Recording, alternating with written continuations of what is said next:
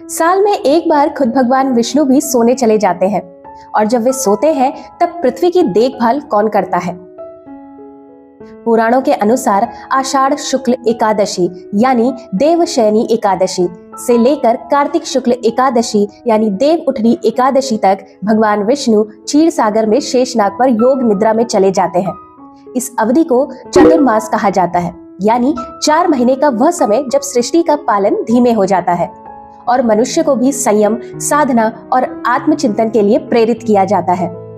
इस दौरान भगवान विष्णु विश्राम करते हैं और सृष्टि की जिम्मेदारी अन्य देवताओं को सौंप देते हैं। जैसे सावन में शिव जी धरती की ऊर्जा को संभालते हैं, भाद्रपद में भगवान गणेश की पूजा प्रधान होती है, वहीं अश्विन में माँ दुर्गा और देवी शक्तियों का शासन होता है, कार्तिक में भगवान कार्तिकेय और फिर श्री हरि का पुनः जागरण होता है। अब इसका वैज्ञानिक कारण भी है। अगर हम इसे प्रकृति से जोड़े तो चातुर्मास का समय मानसून से लेकर सर्दियों की शुरुआत तक का होता है।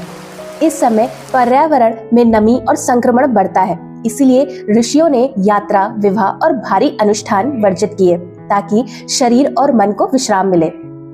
यह काल आत्मनियंत्रण, व्रत और डिटॉक्स का प्रतीक है। जैसे प्रकृति खुद रिचार्ज होती है, वैसे ही विष्णु भगवान भी योग निद्रा में ऊर्जा संचित करते हैं। जब देव उठनी एकादशी आती है तब भगवान विष्णु जागते हैं और माना जाता है कि तब से शुभ कार्य जैसे विवाह, गृह प्रवेश, यज्ञ आदि फिर से आरंभ होते हैं। यह सिर्फ ईश्वरीय विश्राम नहीं बल्कि प्रकृति और जीवन का एक डिवाइन रिदम है। आराम और पुनर्जागरण का चक्र।